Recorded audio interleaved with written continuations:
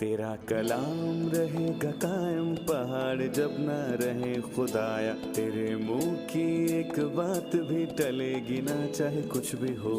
तेरी मान दिए है जिंदा सोने से भी कीमती, मेरा दिल ये दे गवाही है ये किताब अजीम। नाज़िल करे अपना कलाम, शिकस्ता दिलों को सुकून मिले, तारीखी दूर हो मेरी राहें रोशन कर। दिल अपना कलाम कसरत से ए खुदा बदल दे, रिहाई दे कसरत से फल मिलाओ। कलाम रहेगा कायम पहाड़ जब न रहे खुदाया, तेरे मुंह की एक बात भी टलेगी ना चाहे कुछ भी हो। अजीज नाजरीन, मैं अयाज ज़रीफ आप सब देखने वालों को हमारे रोज़ के बाइबली मुतालिया प्रोग्राम की इस नई किस्त में खुशामदीद कहता हूँ। गुज़िश्ता किस्त में हमने मरकज़ की इंजील का मुताला शुरू किया था, जो नए अहदनामे में दूसरी इंजील है, और आज हम इस इंजील के पहले बाब का मुताला शुरू करेंगे। मैं चाहूँगा कि आप अपनी बाइबल मुक़द्दस खोलिए और हमारे साथ इस मुताले में शामिल हो जाइए, और अगर आपका कोई सवाल हो तो हमें ज़रूर लिख भेजिए। हमारे ईमेल एड्रेस info@biblimutalia.com पर खुदा के फजल से हम इसका जवाब ज़रूर देंगे। लेकिन प्रोग्राम के बाकायदा आगाज़ से पहले मैं खुदा के खादिम भाई यूसुफ रियाज को स्टूडियोज़ में खुशामदीद कहूँगा। बहुत शुक्रिया भाई। साथ ही हमारे दीगर मेहमानों को भी खुशामदीद। भाई यूसुफ, इससे पहले कि हम मुताले का बाकायदा आगाज़ करें, आपने गुज़िश्ता किस्त में तारुफ के दौरान हमें बताया था कि मरकज़ की इंजील मसीह के मौजज़ात के बारे में बहुत कुछ बताती है, क्योंकि मसीह खादिम है जो खिदमत करने आया। लिहाजा आप हमें मसीह के मौजज़ात के बारे में ख्याल दीजिए और मसीह के मौजज़ात के हिस्सों के बारे में बताइए, और हम स्क्रीन की मदद से मसीह के मौजज़ात के बारे में जानने की पूरी कोशिश करेंगे। लिहाजा आप हमें बताइए। मतलब कि अगर हम गौर करें तो उसने 12 जिस्मानी मौजज़ात किए थे, और उन 12 मौजज़ात में से एक मौजज़ा शागिर्दों ने किया था, और यहाँ 3 अमूमी मौजज़ात हैं, और फिर 8 मौजज़ात हैं, जैसे कि शमाउन की सास की शिफा, कोड़ी की शिफा, मफलूज की शिफा, सूखे हुए हाथ वाले शख्स की शिफा, फिर उस औरत की शिफा जिसे खून जारी था, और गूंगे की शिफा, बहरे की शिफा, और फिर बैत सैदा में नबीने आदमी की शिफा, फिर अंधे बरतमाई की शिफा। और इन 12 मौजज़ात को मसीह से मंसूब किया गया था, जहां उसने मुख्तलिफ बीमारियों का इलाज किया, जिसका उन्वान जिस्मानी शिफा है। जिस्मानी शिफा। लेकिन मौजज़ात की एक और किस्म है जिसे जी, हम देखेंगे। जी, हम ठीक है। फितरत पर उसका इख्तियार और 2 मौजज़ात को देखते हैं जो समंदर के ताल्लुक से है, एक तूफान को थमाना और दूसरा समंदर पर चलकर दिखाना, और मछली और रोटियों को ज़रब देने के मौजज़ात। एक दफ़ा 5000 और दूसरी दफ़ा 4000 लोगों को खाना खिलाया। और फिर हम लानत के मौजज़े को देखते हैं, जब उसने अंजीर के दरख्त पर लानत की और वो उसी वक्त सूख गया। बस जिस्म की शिफा के बाद हम फितरत पर इसका इख्तियार देखते हैं। सही। एक तीसरी किस्म है, उसके बारे में हमें बताइए। बदरूहों को निकालने के 7 मौजज़ात, और दर हकीकत मैं देखता हूँ कि मरकज़ बदरूहों को निकालने के मौजज़ात पर ख़ास तवज्जो देता है, क्योंकि इंसान की किसी भी चीज़ से इतनी तज़लील नहीं होती जितनी बदरूहों के जिस्म में होने से होती है। और हम ये कह सकते हैं कि पतरस रूहुल कुद्स की निगरानी में इंजील लिखने में मरकज़ की निगरानी कर रहा था। बेशक रूहुल कुद्स की निगरानी में हम देखते हैं कि पतरस भी इस मामले से मुतासिर होता है, और मिसाल के तौर पर उसने ईमाल के 10वें बाब की 38वें आयत में कहा कि मसीह वो भलाई करता है और उन सबको जो अबलीस के हाथों दुख उठाते हैं शिफा देता है। और कुफरे नहूम के इबादत खाने से बदरूहों को निकालने के 7 मौजज़ात हैं। कुफर नहूम में बदरूहों को निकालना, गलील में बदरूहों को निकालना, गलील की झील पर बदरूहों को निकालना, 5वें बाब में गरजीनियों के मुल्क से बदरूहों के लश्कर को निकालना, और 7वें बाब में सूर फिनकी औरत की बेटी से बदरू को निकालना, और फिर 9वें बाब में सूरत बदलने के बाद पहाड़ से नीचे आकर बदरूह को निकालना। हमें मौजज़ात की चौथी किस्म के बारे में बताइए। और चौथी किस्म मुर्दों को जिंदा करना है। मसीह ने 3 को किया, लेकिन मरकज इन मौजज़ात में से एक पर तवज्जो रखता है, और वो मौजज़ा 5वें बाब में यायर की बेटी को जिंदा करना है। बेशक 4 मुसन्निफीन ने तीनों का तस्करा किया, जी, चाहे वो यायर की बेटी हो या नाइन बिल्कुल, की बेवा का बेटा हो या बिल्कुल, लाजर। सही, रूहुल कुद्स ने इन्हें चुना ताकि हम इन्हें जान सही। सकें। शुक्रिया भाई यूसुफ। آئیے مرکز کی انجیل کے پہلے باب کی طرف چلتے ہیں۔ میں اس کی پہلی 8 آیات پڑھوں گا، اس کے بعد آپ سے سوال پوچھوں گا۔ ضرور۔ یسوع مسیح ابن خدا کی خوشخبری کا شروع۔ جیسا یسایہ نبی کی کتاب میں لکھا ہے کہ دیکھ میں اپنا پیغمبر تیرے آگے بھیجتا ہوں جو تیری راہ تیار کرے گا۔ بیابان میں پکارنے والے کی آواز آتی ہے کہ خداوند کی راہ تیار کرو، اس کے راستے سیدھے بناؤ۔ یوحنا آیا اور بیابان میں بپتسمہ دیتا اور گناہوں کی معافی کے لیے توبہ کے بپتسمے کی منادی کرتا تھا، اور یہودیہ کے ملک کے سب لوگ اور یروشلم کے سب رہنے والے نکل کر اس کے پاس گئے، اور انہوں نے اپنے گناہوں کا اقرار کر کے دریا یردن میں اس سے بپتسمہ لیا۔ اور یوحنا اونٹ کے بالوں کا لباس پہنے اور چمڑے کا پٹکا اپنی کمر سے باندھے رہتا اور ٹڈیاں اور جنگلی شہد کھاتا تھا، اور یہ منادی کرتا تھا کہ میرے بعد وہ شخص آنے والا ہے جو مجھ سے زور آور ہے، میں اس لائق نہیں کہ جھک کر اس کی جوتیوں کا تسمہ کھولوں۔ میں نے تو تم کو پانی سے بپتسمہ دیا، مگر وہ تم کو روح القدس سے بپتسمہ دے گا۔ بھائی یوسف، میرا سوال پہلے باب کی پہلی آیت سے ہے۔ یسوع مسیح ابن خدا کی خوشخبری کا شروع، یہ کس چیز کا شروع ہے؟ میں جاننا چاہوں گا کہ پیدائش پہلا باب اور یوحنا 1 اور پہلا یوحنا اس کے پہلے باب کے درمیان فرق کیا ہے؟ آپ نے جن کتابوں کا ذکر کیا ہے ان کے شروع میں لفظ آغاز کا ذکر 3 مرتبہ ہوا ہے، اور اگر میں انہیں ترتیب میں رکھنا چاہوں تو میں کہوں گا کہ یوحنا کی انجیل کا آغاز ہی ابتدائی آغاز ہے۔ جیسا کہ اس نے کہا کہ ابتدا میں کلام تھا، اور یہ ہمیں ابدیت کے بارے میں سوچنے پر مجبور کرتا ہے، صحیح۔ کیونکہ کلمے کی ابتدا نہیں ہوتی، اس کلام لیے مسیح ہے جو خدا ہے۔ کلام مسیح ہے جو خدا ہے، اور اس کا کوئی آغاز نہیں۔ اس لیے اس نے یہ نہیں کہا کہ کلام شروع ہوا، بلکہ اس نے کہا کہ ابتدا میں کلام تھا۔ کسی نے کہا کہ ابتدا میں، تو معلوم ہوا کہ کلام پہلے سے موجود تھا۔ یہ پہلی ابتدا ہے۔ اس کے بعد ہم پیدائش کے پہلے باب کی پہلی آیت پر جائیں گے، جب خدا نے آسمان اور زمین کو پیدا کیا، اور ہم اسے وقت کا آغاز کہتے ہیں۔ پس یوحنا 1:1 میں ابدیت ہے، اور پیدائش 1:1 میں آغاز ہے۔ یہاں مرکز کی انجیل اور لوکا کی انجیل کے پہلے باب اور یوحنا کے پہلے باب اور اس کے بعد پھر یوحنا کی انجیل کے 15ویں باب میں بھی آغاز کی بات ہے۔ اور تم بھی گواہ ہو، تم شروع سے میرے ساتھ ہو، اور یہ مسیح کی خدمت کا شروع ہے۔ اور یہاں مرکز بھی اسی سے آغاز کرتا ہے، نہ کہ پیدائش سے، بلکہ وہ یسوع مسیح ابن خدا کی خوشخبری سے شروع کرتا ہے، اس کے کام اور اس کی خدمت سے۔ پہلا یوحنا پہلے باب کے بارے میں کیا ہے جہاں لکھا ہے جو ابتدا سے تھا؟ میں کہوں گا وہی ابتدا ہے، اور یعنی یسوع کی خدمت کے لیے ظاہر ہونے کی ابتدا۔ یوحنا کے پہلے خط کا پہلا باب۔ پس مرکز پہلے باب اور پہلا یوحنا پہلے باب کی ابتدا ایک ہی ہے جو مسیح کی خدمت کا آغاز ہے۔ اور یہ لوکا کی طرح ہے، انہوں نے صحیح۔ شروع سے کلام کی خدمت کرنے والوں کو ہم تک پہنچایا۔ شکریہ، ہم ایک چھوٹے سے وقفے کے بعد دوبارہ حاضر ہوں گے۔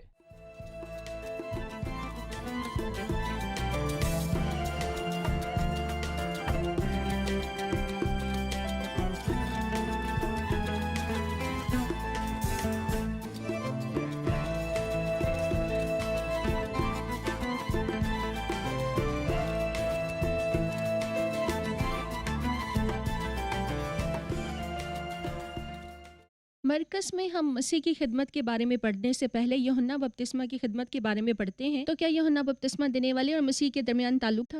جی بھائی۔ یوحنا بپتسمہ دینے والے نے خود کہا کہ بیابان میں پکارنے والے کی آواز آتی ہے کہ خداوند کی راہ تیار کرو۔ پس خداوند آ رہا تھا جو مسیح ہے، لہٰذا خداوند کی راہ کو تیار کرنے کے لیے ایک پیشہ ور کو اس سے پہلے آنا پڑا، کیونکہ اس وقت سیڑھی ہموار نہیں تھی۔ پس اگر کوئی بادشاہ کسی جگہ پر جانا چاہتا ہے تو بادشاہ کے آنے سے پہلے ایک پیشہ ور اس کی راہ کو تیار کر دیتا ہے۔ گویا یوحنا بپتسمہ دینے والا ایک آواز تھی، اس نے خود کو ایک آواز کہا، اور یہ پیشن گوئی یسایہ کے 40ویں باب میں تھی کہ خداوند کی راہ تیار کرو۔ یوحنا ایک آواز تھی اور مسیح کلام ہے، اور یوحنا نے خداوند کی راہ تیار کی، اور مسیح خود خداوند ہے۔ صحیح، شکریہ۔ یہ بات واضح ہے کہ یوحنا بپتسمہ دینے والے کی ایک خاص خدمت اور ایک خاص خصوصیت تھی۔ جی، مرکز نے یوحنا بپتسمہ دینے والے کے بارے میں بتایا کہ وہ کیسا دکھائی دیتا تھا، وہ کیا پہنتا تھا اور کیا کھاتا تھا۔ اس نے خدمت کے بارے میں بات کیوں نہیں کی اور یہ نہیں کہا کہ بپتسمہ دینے آیا ہے؟ لہٰذا کیا وہ اس کی خوراک اور کپڑوں کا ذکر کر کے ہمیں کچھ بتانا چاہتا ہے؟ اس نے انہیں توبہ کرنے کے لیے بلایا۔ اس نے اسرائیل کے بیٹوں کو توبہ کے لیے بلایا۔ کیوں؟ کیونکہ بادشاہ آ چکا ہے، وقت آ گیا ہے۔ لیکن بادشاہ اس قوم پر حکومت نہیں کرے گا جو گناہ میں رہی ہے۔ توبہ کرو کیونکہ آسمان کی بادشاہی نزدیک آ گئی ہے۔ بے شک لوگوں نے توبہ نہیں کی، اور یہاں یوحنا کا کھانا اور لباس ہر طرح کی دنیاوی اور چمک دمک سے علیحدگی کی علامت اور اس کا ایک واضح نمونہ ہے، کیونکہ اس وقت وہاں پر ایک بدعنوان سیاسی نظام اور ایک خالی اور کھوکھلا مذہبی نظام رائج تھا، اور یوحنا ہیرودیس یا روم میں رائج سیاسی نظام سے الگ ہو گیا جو کیسر کی نمائندگی کرتا تھا، اور وہ منافق مذہبی نظام سے بھی الگ ہو گیا جس کی کوئی بھی اہمیت نہ تھی، اور اس نے توبہ کرنے کو کہا۔ آپ غور کریں کہ اس نے انہیں اپنے جیسا کھانا کھانے اور لباس کے لیے نہیں بلایا، وہ کھانے پینے میں پرہیزگار تھا، لیکن اس نے ان لوگوں کو پرہیزگاری کے لیے بلایا اور ان لوگوں کو توبہ کرنے کے لیے بلایا۔ آپ نے ذکر کیا کہ وہ ہر طرح کی ظاہری آرام و آسائش سے الگ تھا، صحیح، جیسے اچھا اور خوبصورت لباس پہننے والے بادشاہوں کے۔ محلات ہوتے ہیں۔ اس لیے بادشاہ ان کی حمایت کرتے ہیں، پس وہ وہی کہتے ہیں جو بادشاہ سننا پسند کرتے ہیں۔ جی، اسی لیے یوحنا اس قابل ہو سکا کہ ہیرودیس کو کہہ سکے کہ یہ تجھے روا نہیں۔ کسی نے اس کی حمایت نہیں کی۔ اس سے پہلے کہ ہم حصے کو ختم کریں، ہم خادموں سے سبق حاصل کرنا چاہتے ہیں۔ جو بھی خداوند کی خدمت کر رہا ہے، وہ کیسے غلط کے سامنے کھڑا ہو سکتا ہے اور کہہ سکتا ہے کہ یہ غلط ہے؟ اس کے لیے کہاں سے مدد آتی ہے؟ اگر میں خدا پر بھروسہ کر رہا ہوں اور انسانوں پر بھروسہ نہیں کرتا، بس خدا پر بھروسہ کرتا ہوں، تو میں بس خدا کا ہی مکروز ہوں، اور میں خدا کا خادم ہوں۔ اور یقینی طور پر یہ محلات کے خادم ہونے سے بالکل مختلف ہے، اور محلات میری آمدن کا ذریعہ ہے، اور نتیجتاً مجھے اس بادشاہ یا صدر کی چاپلوسی کرنی ہوگی۔ لیکن میں خداوند کے کلام کی بات کر رہا ہوں، اور میں اس سے کسی قسم کا مادی فائدہ نہیں چاہتا، بلکہ میں اپنے خداوند کی عزت اور خدمت کرنا چاہتا ہوں۔ اسی لیے اس کی خوراک ٹڈیاں اور جنگلی شہد تھا، وہ کسی کا مکروز صحیح، نہیں تھا، بالکل، اور خدا اسے کھانا بالکل دیتا تھا۔ صحیح۔ جی شکریہ بھائی یوسف۔ بپتسمہ جو یوحنا بپتسمہ دینے والا دیتا تھا، اس میں اور مسیحی بپتسمے میں کیا فرق ہے؟ فرق زیادہ ہے۔ یوحنا بپتسمہ دینے والے کا بپتسمہ یعنی ایک ہی قوم کے لیے، یہودی جو اسرائیلی ہیں، ان کے بیٹوں کو تیار کرنے کے لیے تھا کہ وہ مسیحا کی بادشاہت کو اپنے اوپر قبول کر لیں۔ مسیحی بپتسمہ اس کو رد کرنے کے بعد، اس کی موت کے بعد اور اس کے جی اٹھنے کے بعد وجود میں آتا ہے۔ جب وہ جی اٹھا تو اس نے کہا، پس تم جا کر سب قوموں کو شاگرد بناؤ اور انہیں باپ، بیٹے اور روح القدس کے نام پر بپتسمہ دو۔ اور جب ہم اعمال کے کتاب کے 10ویں باب کی پہلی آیت سے 5ویں آیت تک کا مطالعہ کرتے ہیں، تو ہم دیکھتے ہیں کہ پالوس افسس گیا اور وہاں 12 شاگردوں سے ملا اور ان سے پوچھا، کیا تم نے ایمان لاتے وقت روح القدس کا بپتسمہ پایا؟ تو انہوں نے کہا نہیں۔ تو پھر اس نے کہا کہ پس تم نے کس کا بپتسمہ لیا؟ انہوں نے کہا یوحنا کا بپتسمہ۔ پس اگر مسیح کا اور یوحنا کا بپتسمہ ایک ہوتا تو انہیں دوبارہ بپتسمہ دینے کی ضرورت نہ ہوتی، اور پالوس نے اعمال کے 19ویں باب میں یہی کیا تھا جب اس نے دوبارہ بپتسمہ لینے کا حکم دیا، حالانکہ وہ بپتسمہ لے چکے تھے۔ شکریہ بھائی یوسف۔ اب میں 9ویں آیت سے پڑھنا شروع کروں گا۔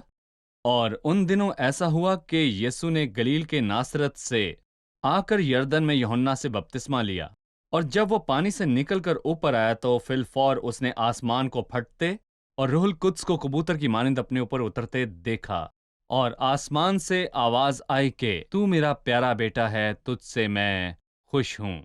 ایک سوال جو دہرایا جاتا ہے، یسوع کو یردن پر جا کر یوحنا سے بپتسمہ لینے کی کیا ضرورت تھی؟ اگر یہ گناہوں کی معافی کے لیے توبہ کا بپتسمہ تھا اور مسیح میں تو گناہ نہیں ہے، تو پھر وہ کیوں گیا؟ دراصل مسیح کو اس کی ضرورت نہیں تھی۔ یوحنا نے مسیح سے کہا کہ میں آپ تجھ سے بپتسمہ لینے کا محتاج ہوں اور تو میرے پاس آیا ہے، اور لوگوں کو گناہوں کا اقرار کرنے کے لیے جانا پڑا۔ لیکن یسوع المسیح کو گناہوں کا اقرار کرنے کے لیے جانا نہیں پڑا، کیونکہ وہ پاک اور صاف تھا اور اس میں کوئی گناہ نہ تھا۔ تو پھر اس نے بپتسمہ کیوں لیا؟ اس کی 4 وجوہات ہیں، اور پہلی وجہ کا تعلق یوحنا بپتسمہ دینے والے سے ہے، تاکہ اس کی خدمت کی تصدیق کی جائے۔ اس کے بعد خداوند نے کہا کہ یوحنا کا بپتسمہ آسمان کی طرف سے تھا یا انسان کی طرف سے۔ انہوں نے کہا کہ اگر ہم کہیں کہ آسمان کی طرف سے تو وہ کہے گا پھر تم نے یقین کیوں نہ کیا۔ پس مسیح کا یوحنا سے بپتسمہ لینا اس بات کی تصدیق تھی کہ خدا نے اسے بھیجا ہے، اور پھر دوسری وجہ اسرائیل سے تعلق رکھتی ہے۔ جیسا کہ بپتسمہ لینے والے نے کہا، مگر اس لیے پانی سے بپتسمہ دیتا ہوں آیا کہ وہ اسرائیل پر ظاہر ہو جائے، مگر جس نے مجھے پانی سے بپتسمہ دینے بھیجا اسی نے مجھ سے کہا، جس پر تو روح کو اترتے اور ٹھہرتے دیکھے وہی روح القدس سے بپتسمہ دینے والا ہے۔ تیسری وجہ خدا پرست بقیہ ہے، جنہوں نے عاجزی کے ساتھ بپتسمے کو قبول کیا۔ وہ اپنے گناہوں کے ساتھ بپتسمے کے پانی میں گئے، اور یسوع المسیح ان گناہوں کو اٹھانے کے لیے گیا جن گناہوں کو وہ پانی میں چھوڑ آئے تھے۔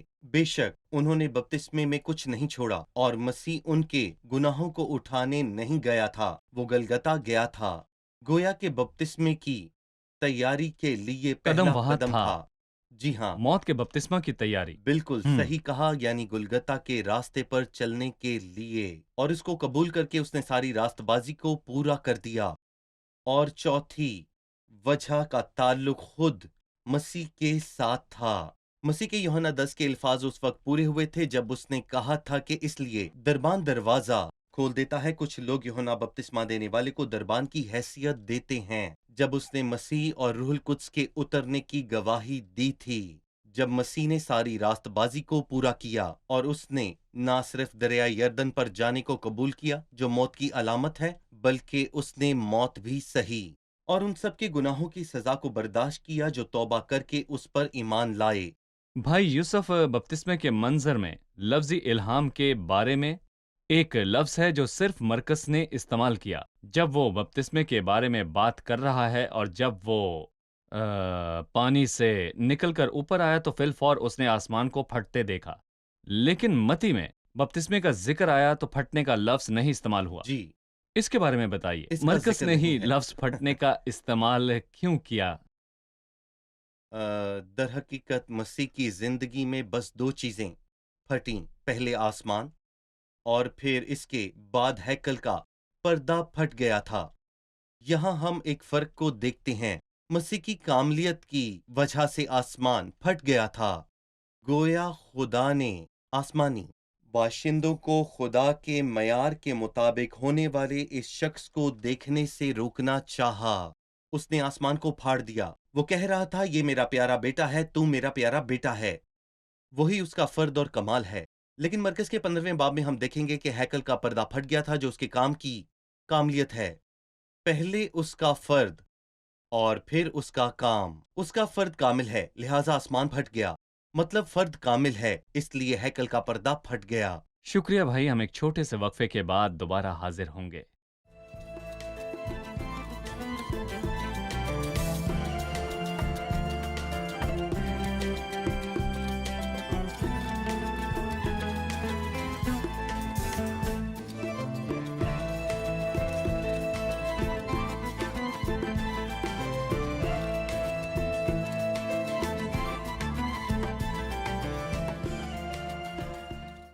لکھا ہے، میں نے تم کو پانی سے بپتسمہ دیا، مگر وہ تم کو روح القدس سے بپتسمہ دے گا۔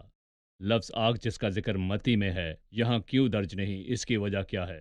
جی بھائی، ہم مسیح اور بپتسمہ دینے والے کے درمیان بڑے فرق کو دیکھتے ہیں۔ ان میں ایک فرق ہے کہ میں پانی سے بپتسمہ دیتا ہوں اور اس سے زیادہ کچھ نہیں کر سکتا، لیکن یہاں کوئی ہے جو مجھ سے زیادہ زوراور ہے جو میرے بعد آئے گا، اور وہ تمہیں روح القدس سے بپتسمہ دے گا۔ متی میں روح القدس اور آگ لکھا ہے، لوکا کی انجیل میں بھی روح القدس اور آگ لکھا ہے، جبکہ یہاں مرکس اور یوحنا میں صرف روح القدس لکھا ہے۔ نئے عہد نامے میں روح القدس کے بپتسمے کا ذکر 7 جگہ پر آیا ہے۔ متی میں 3 مرتبہ آیا ہے، مرکز میں 1 بار، لوکا میں 3 بار، یوحنا میں 1 بار اور اعمال میں 1 بار۔ اعمال کے 11ویں باب کے آخر میں اور پہلے کرنتھیوں کے 12ویں باب کی 13ویں آیت میں آیا ہے 7 دفعہ، جبکہ آگ کے بپتسمے کا ذکر صرف 2 دفعہ آیا ہے، ایک دفعہ متی کی انجیل میں اور دوسری دفعہ لوکا کی انجیل میں۔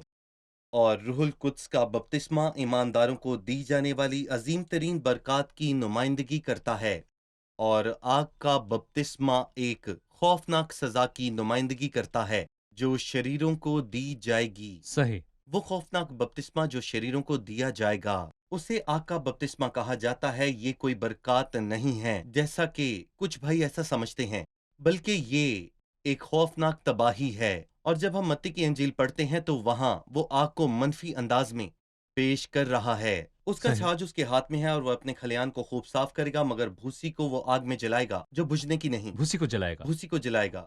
پس آگ عدالت کو ظاہر کرتی ہے اور جلایا جانا جو بڑی مصیبت کے دور میں واقع ہوگی، جبکہ عظیم ترین برکت روح القدس کا بپتسمہ ہے۔ اس لیے جب بات صرف توبہ کرنے والوں کے لیے ہے تو وہ صرف روح القدس کے بپتسمے کی برکات کے بارے میں بات کرتا ہے، جیسا متی اور لوکا میں ہے۔ جیسے لوکا اور متی میں ہے۔ جی بالکل صحیح کہا۔ متی اور لوکا میں مسیح ایک مرکب کے بارے میں بات کر رہا تھا، اس لیے اس نے روح القدس اور آگ کے بپتسمے کی بات کی، اور کچھ نے کہا کہ متی کی انجیل کے مطابق وہ ایک بادشاہ ہے، اور لوکا کی انجیل کے مطابق وہ ابن آدم ہے، اور وہی انصاف کرے گا، بادشاہ انصاف کرتا ہے۔ اس لیے اس نے ان دونوں اناجیل میں آگ کے بپتسمے کا ذکر کیا تھا۔ جب وہ خدا پرست اور ایمانداروں سے بات کر رہا تھا تو اس نے روح القدس کے بپتسمے کا ذکر کیا۔ بھائی یوسف، ہمیں ایک فقرے میں روح القدس کے بپتسمے کی تعریف بتائیے، کیونکہ ناظرین کو اسے جاننے کی ضرورت ہے۔ بہت سے لوگ جانتے ہیں کہ یہ ایک دوسرا تجربہ ہے جی جو ایماندار کو حاصل ہوتا ہے، اور اس طرح کچھ سپر پاورز ظاہر ہوتی ہیں۔ لہٰذا روح القدس کے بپتسمے سے کیا مراد ہے؟ دیکھیں، ہم نے کہا کہ بائبل مقدس کے 7 ابواب میں اس کا ذکر ہوا ہے۔ آخری باب پہلے کرنتھیوں کے 12ویں باب کی 13ویں آیت جو روح القدس کے بپتسمے کا مطلب بیان کرتا ہے، وہ کہتا ہے کیونکہ ہم سب نے ایک ہی روح کے وسیلے سے ایک ہی بدن ہونے کے لیے بپتسمہ لیا، اور ہم سب کو ایک ہی روح پلایا گیا۔ پس پینتیکوست کے دن جب روح القدس نازل ہوا تو اس نے انفرادی ایمانداروں کو ایک بدن۔ جسم بنایا۔ جب انہوں نے ایک ہی روح سے بپتسمہ پایا تو وہ سب ایک بدن بن گئے، اور مسیح سب کا سر ہے، اور وہ سب زمینی بدن کے ممبر ہیں۔ اور یہ کچھ لوگوں کے لیے اعزاز کی بات نہیں، نہیں، ان سب نے بپتسمہ پایا، اور کرنتھس کے لوگ اخلاقی طور پر ناقص تھے، بس بالکل یہ اعلیٰ روحانی معیار رکھنے والوں کے لیے ایک تجربہ نہیں۔ نہیں، شکریہ۔ یہ بپتسمہ پینتیکوست کے دن بالکل۔ ہوا۔ مثال کے طور پر میں سن 1990 یا 2010 میں ایمان لایا، تو پھر میں کیسے اس بپتسمے سے اپنا حصہ حاصل کر سکتا ہوں؟ ایک دفعہ جب آپ مسیح پر ایمان لے آتے ہیں تو روح القدس آپ میں سکونت کرتا ہے، اور آپ اس میں شامل ہو جاتے ہیں جو پینتیکوست کے دن پر ہوا۔ ایسا نہیں کہ روح القدس دوبارہ نازل ہوگا اور ایک نیا بدن تشکیل دے گا، بلکہ آپ اسی بپتسمے میں شامل ہوتے ہیں۔ کسی نے پوچھا آپ نے بپتسمہ کب پایا؟ میں نے کہا 2000 سال پہلے۔ وہ سمجھ نہ پایا، صحیح۔ لیکن بے شک اس کا مطلب یہ تھا کہ یہ بپتسمہ دہرایا نہیں گیا۔ یہ عید پینتیکوست کے دن ہوا، بدن کی تشکیل ہوئی، اور پھر خدا ہر روز نئے نجات پانے والوں کو کلیسیا میں شامل کرتا ہے۔ روح القدس دوبارہ نہیں آتا کیونکہ وہ پہلے ہی زمین پر ہے۔ کسی نے ایک دفعہ کہا تھا کہ اگر بجلی کی کمپنی عمارت میں بجلی لائے اور میں کمرے میں بلب لگانا چاہوں تو مجھے کمپنی میں جا کر یہ کہنے کی ضرورت نہیں کہ مجھے بجلی چاہیے، کیونکہ بجلی پہلے سے وہاں پر موجود ہے۔ بس ایماندار ایک پلگ لیتا ہے اور روح القدس اس میں سکونت کرتا ہے، اور وہ بدن ایک پاک بدن ہوتا ہے۔ یہاں کوئی آیت نہیں جو مجھے روح القدس کا بپتسمہ لینے کے لیے کہتی بالکل ہے۔ نہیں۔ یہ ایک اعزاز ہے جو ایک ہی بار وقوع میں آیا، بالکل لیکن ایک آیت ہے جو کہتی ہے روح سے معمور ہوتے جاؤ۔ بالکل۔ ان دونوں کے درمیان فرق بتائیے۔ بپتسمہ دہرایا نہیں گیا، لیکن روح القدس پانے والے شخص کے لیے یہ معاملہ بالکل ایسا ہی ہے۔ مثال کے طور پر جب ہم اعمال کا 9واں باب پڑھتے ہیں تو لکھا ہے پالوس رسول روح القدس سے معمور تھا، اور اعمال کے 13ویں باب میں لکھا ہے کہ برناباس اور ساؤل روح القدس سے معمور تھے۔ پترس کے ساتھ وہی کہانی ہوئی، وہ معمور ہوا۔ پس معمور ہونا ایک دوبارہ دہرائے جانے والا عمل ہے، لیکن بپتسمہ ایک ایسا عمل ہے جو پینتیکوست کے دن ہوا، اور تمام ایماندار اس میں شامل ہوتے ہیں، اور یہ دہرایا نہیں گیا۔ شکریہ بھائی یوسف۔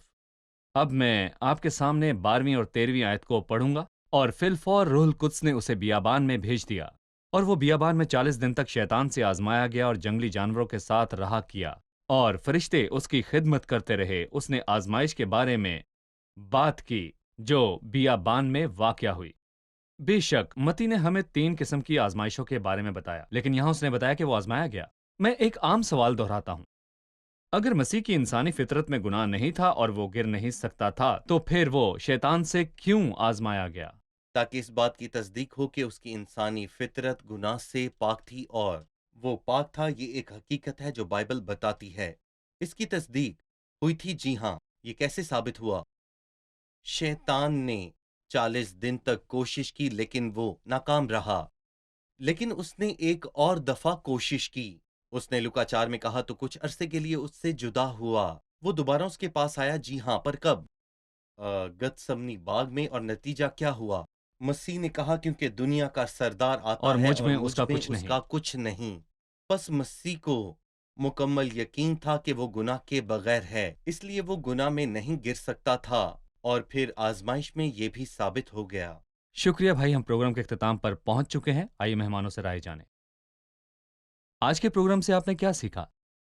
بری روحوں کی موجودگی کی وجہ سے انسان کی ساری مصیبت اور تکلیفیں جن کی مرکز کی انجیل میں 7 معجزات میں نمائندگی ہوئی، کامل خادم ان کمزور روحوں کو آزاد کرنے کے لیے آیا، اور پطرس نے ان سب کے بارے میں کہا کہ وہ ان سب کو جو ابلیس کے ہاتھوں سے دکھ اٹھاتے شفا دیتا پھرا۔ صحیح۔ ہم نے ابتدائی آغاز یوحنا پہلے باب میں دیکھا ہے۔ لفظ ابتدا ابدیت کی طرف اشارہ کرتا ہے۔ ہم نے پیدائش پہلے باب اور پہلی آیت میں دیکھا جہاں لکھا ہے ابتدا میں، جس کا مطلب ہے وقت کا آغاز۔ ٹھیک ہے۔ ہم نے دیکھا کہ یوحنا پکارنے والے کی آواز تھا جبکہ مسیح کلام ہے۔ یوحنا نے خداوند کی راہ تیار کی جبکہ مسیح خود خداوند ہے۔ شکریہ، خدا آپ کو برکت دے۔ بھائی آپ کا خدا بھی کو برکت شکریہ۔ دے۔ ناظرین، میں آپ کو اسی بات کے ساتھ چھوڑوں گا جو بپتسمہ دینے والے نے مسیح کے بارے میں کہی۔ وہ جس نے اپنے بارے میں کہا، بیابان میں پکارنے والے کی آواز آتی ہے کہ خداوند کی راہ تیار کرو، اس کے راستے سیدھے بناؤ۔ اس نے منادی کی اور کہا، میرے بعد وہ شخص آنے والا ہے جو مجھ سے زور آور ہے، میں اس لائق نہیں کہ جھک کر اس کی جوتیوں کا تسمہ کھولوں۔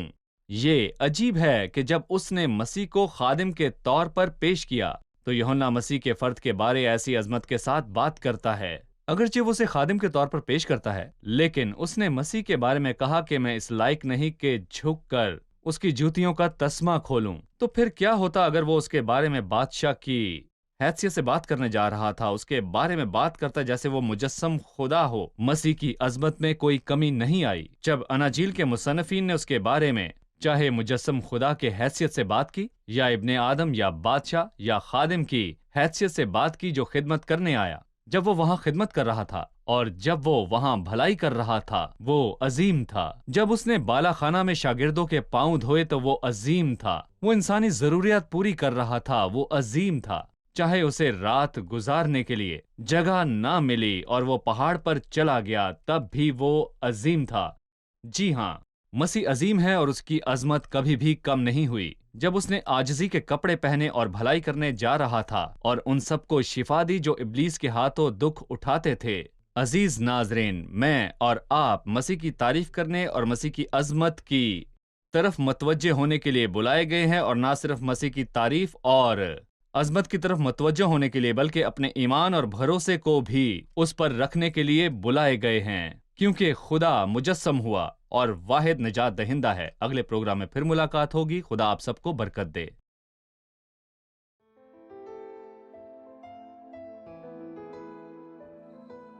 تیرا کلام رہے گا قائم، پہاڑ جب نہ رہے خدایا، تیرے منہ کی ایک بات بھی ٹلے گی نہ، چاہے کچھ بھی ہو۔